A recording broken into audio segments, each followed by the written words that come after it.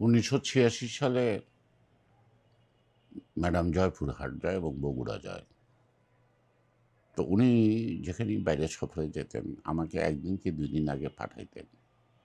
ওইখানকার অবস্থাটা সরেজমিনে দেখে, আয়োজন দেখে, কোনো সমস্যা আছে কিনা সেগুলোই উনি পৌঁছানোর আগে আমার থেকে জেনে নিতেন আরকি। কোথায় কীভাবে ফেস করবেন সেইজন্য। তো উনি ১ম বগুড়া গেল ৮৬ সালে এবং জিয়াউর রহমানের জন্মস্থান যে বাড়ি, এই বাড়ির পাশে মাঝখানে একটা মাঠ আছে। মাঠের পাশে একটা প্রাইমারি স্কুল। এই প্রাইমারি স্কুলে উনি বক্তব্য দিলেন। বক্তব্য দিয়ে হাঁটতে, হাঁটতে বাড়িতে উঠলেন। বাড়িটা বিরাট বড়, তালুকদার বাড়ি। পুরানা বিল্ডিংও আছে। জিয়াউর রহমানের মানে দাদার স্বাস্থ্য ভাইদের আরকি।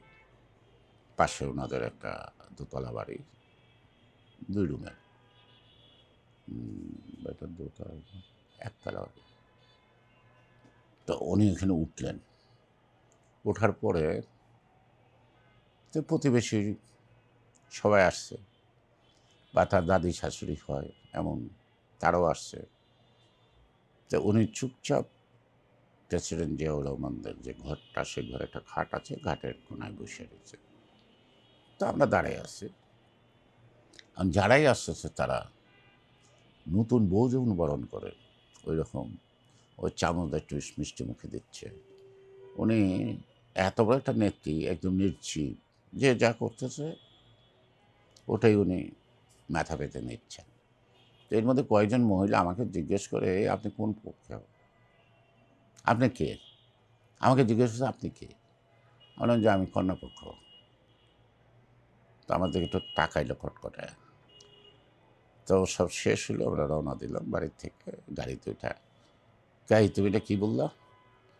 আরে বারে আপনার সাথে আসছি, আমারে জিজ্ঞেস করছে আপনি কে? আমি বলছি কন্যাপক্ষ।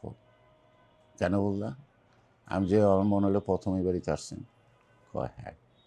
ঠিক নতুন বউ আসলে যেরকম থাকে এরকম চুপচাপ বসে থাকলেন। আপনি যে একটা নেত্রী, আপনার চেহারা, মুখে, কথাবার্তায় তা ফুটে উঠল না।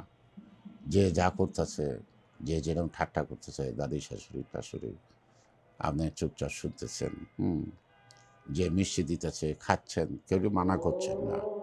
আবার মিষ্টির পরে কেউ একটু পানি তুলে দিচ্ছে, ওটাও খাচ্ছেন। তো আমার তো মনে হলো ১ম মেয়েরা শ্বশুরবাড়ি আসলে এরকমই করে।